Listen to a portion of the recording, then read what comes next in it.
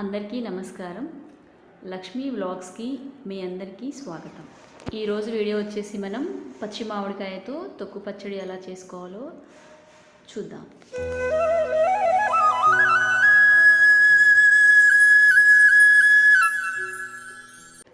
ముందుగా ఒక మామిడికాయ తీసుకొని శుభ్రంగా వాష్ చేసుకొని దీనికి పైన తొక్క తీయొద్దండి, చిన్న చిన్న ముక్కలుగా తరిమి పెట్టుకోవాలి.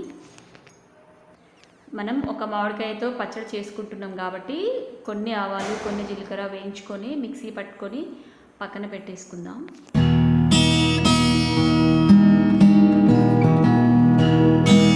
ఇప్పుడు మనం ఇంకొక మిక్సీ జార్ తీసుకొని ఇందాక మనం కట్ చేసి పెట్టుకున్న పచ్చి మామిడికాయ ముక్కల్ని అందులో వేసుకొని మామిడికాయ ముక్కలతో పాటు కొంచెం మీకు తగ్గట్టుగా కారం, ఉప్పు వేసుకొని మామూలుగా మెత్తగా కాకుండా రోట్లో నూరితే ఎలా వస్తుందో అలా పల్స్ కింద పట్టుకోవాలండి. ఇంకా ఇది రోట్లో నూరితే ఇంకా బాగుంటుంది.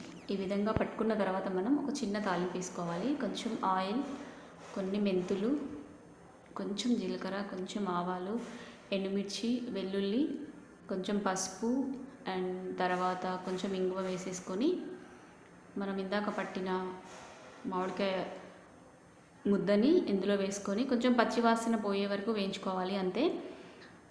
మీకు నేను ఇందాక మనం వేయించి పెట్టుకున్న ఆవాలు జీలకర్ర ఎప్పుడు వేయాలో చెప్తాను.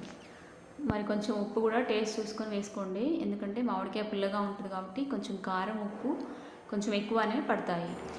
ఇప్పుడు మనం ఇందాక పట్టి పెట్టుకున్న ఆవాలు జీలకర్ర పొడి పచ్చడి కొంచెం చల్లారిన తర్వాత వేయాలండి. అప్పుడే మనకు కొంచెం పచ్చడి చేదు అనేది రాకుండా ఉంటుంది. ఇప్పుడు మన పచ్చడి రెడీ అయిపోయింది. చూశారు కదండి, మన మామిడికాయ తొక్కు పచ్చడి సింపుల్గా రెడీ అయిపోయింది. ఇవాళ నేను లంచ్లోకి పచ్చడితో పాటు పప్పు కూడా చేశాను. ఈ రెండింటి కాంబినేషన్ చాలా బాగుంటుంది. మీరు కూడా ఇలా సీజనల్గా వచ్చిన ఫ్రూట్ అయినా ఏదైనా ఖచ్చితంగా ఏదో ఒక రకంగా చేసుకొని తినడానికి ప్రయత్నించండి.